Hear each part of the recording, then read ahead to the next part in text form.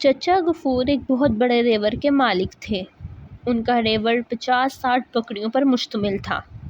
تمام بکریاں بڑی فرمانبردار تھیں سوائے ایک بکری کے جس کی آنکھیں نیلی تھیں، اس لیے سب بکریاں اسے نیلی بکری کہہ کر پکارتی تھیں۔ نیلی بکری کو چچا غفور سے بڑی شکایات تھی۔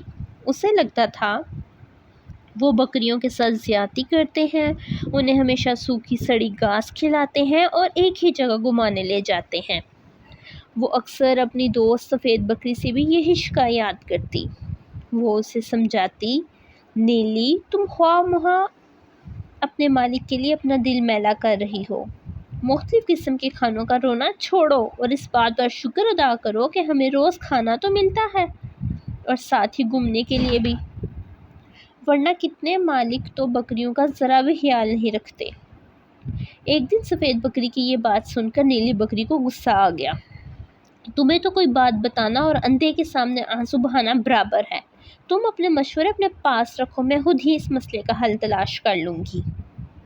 آج بھی روز کی طرح چچا غفور بکریوں کو سیر کروانے نکلے۔ کچھ بکریاں چچا غفور کے ساتھ ساتھ چل رہی تھیں اور کچھ آگے پیچھے ہو رہی تھیں۔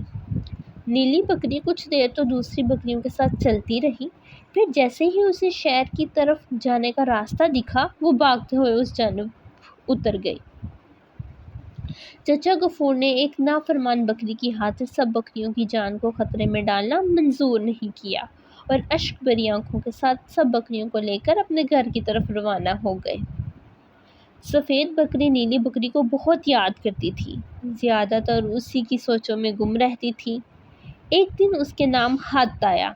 خط نیلی بکری نے بھیجا تھا۔ لکھا تھا، پیاری دوست، نافرمانی کسی کی بھی ہو، خدا کی ہو یا کسی نیک بندے کی، سزا تو ملتی ہی ہے جیسے مجھے ملی۔